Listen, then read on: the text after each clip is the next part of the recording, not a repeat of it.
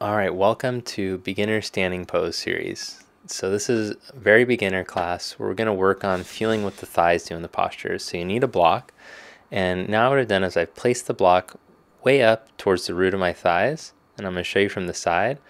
When we stand, we tend to stand like this with the butt tucked under and the thighs turned out. The thighs turning out will tuck your buttock under and make you slouch. So you're going to start by learning to turn your thighs back so that your pelvis is more upright. As you turn your thighs back, you want to hug in with your outer hips and lift your chest without your ribs pushing out. So I'll show you what it looks like from the front. Four corners of the knees point forward, inner arms turn forward, chest is open. So practice just standing up like this for a moment. Then move your block to the side and have it towards the right side of your mat. Separate your legs wide apart. Then raise the arms out to the side. So as you stand, rotate the thighs like you practiced and hug in like you're hugging the block with your legs at the same time. Push down through all four corners of your feet and then lift through your arches, the inner and outer arches of your feet. Now turn your left leg in a little and turn your right leg all the way out. So the left leg turns in and the right leg turns out, like I'm showing with my hands, and you turn the right leg so much so that it would be like it was doing Tadasana, facing that wall on your right. Now start to bend your right knee towards 90 degrees, but don't give up on the back heel. Think like your back heel is pushed into a wall and pushed into the floor. And now stand tall. Push through the four corners of your feet. Look down at your right knee. Is it turning in? Turn the thigh out like it had a block up along its inner thigh. It couldn't cave in. Now look down, put your hands on your hips, tip your pelvis over your right thigh, and put your right hand down on the block on the tall height on the outside of your right heel. Then slide your left arm all the way overhead. This is called extended side angle pose, Utthita Parsvakonasana. The last one was called Warrior 2, Virabhadrasana 2. So in this pose, same work of the legs. The left thigh has a little internal rotation to match the angle of the foot. So this is a general rule of thumb in yoga. We're always turning the thighs to match the foot. And more specifically, the center thigh should line up with the second toe. Come back up to Warrior 2.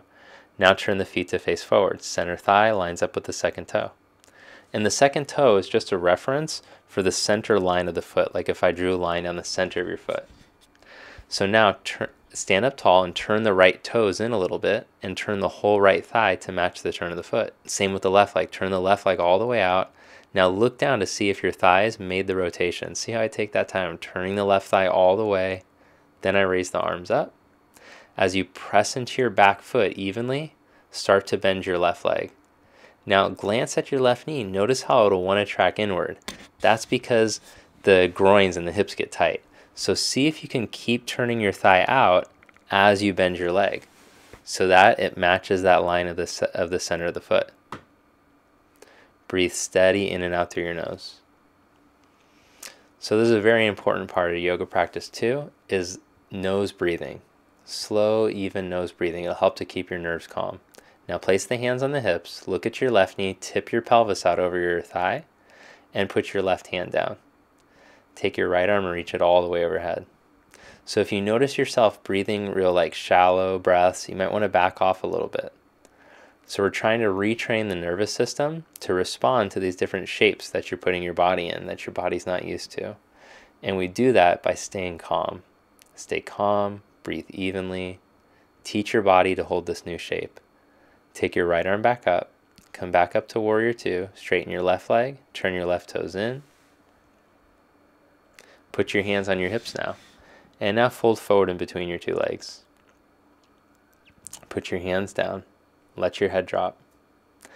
So if you're not so good at forward bending, I want you to put a little bend in your knees right now. Bend the knees and let the head drop. Okay, now inhale, come into a flat back and put your hands on the block. If you have two blocks, it would be better to put blocks under each hand. I only have one. So what I'm doing is I'm trying to make a flat back. Now put one block right underneath your chest and put your left hand flat on the block As you turn your chest, take your right arm up. Press down through the four corners of your feet, all four corners of your feet, and lift through your arches.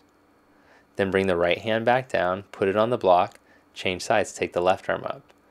Pretend like you could shoot a laser beam straight out through your head, and you're trying to shoot straight out through your head, straight ahead as you twist. Then bring the left hand back down, come back up to stand, and bring your feet together. Tadasana, mountain pose.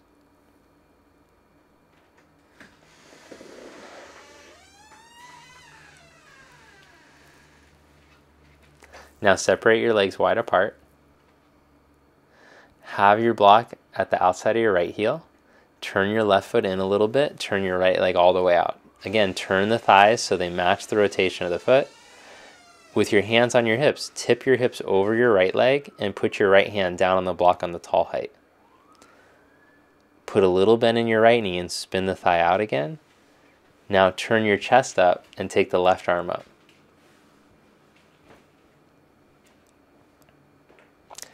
So here I'm attempting to lift and broaden the chest without projecting my bottom ribs forward. Now press down into your feet and come back up to stand. Turn your legs to the other side, place the block on the other side. Turn the right leg in a little, turn the left leg all the way out. Then tip the hips over the left leg.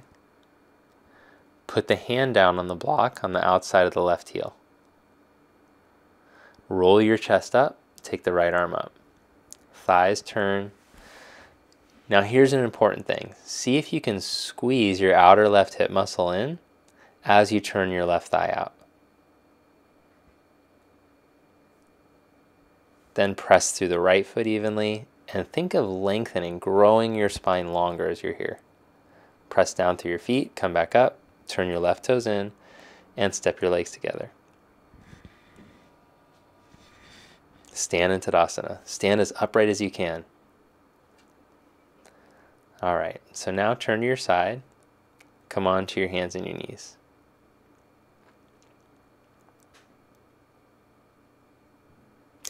As you inhale, wheel your chest forward and arch your back. As you exhale, round your back out, look back at your belly, pull your belly up. Inhale, wheel your chest forward and arch your back. Exhale, round out, draw your navel in, spread your shoulder blades. Then inhale into a neutral spine. And now scoot your knees back just a bit.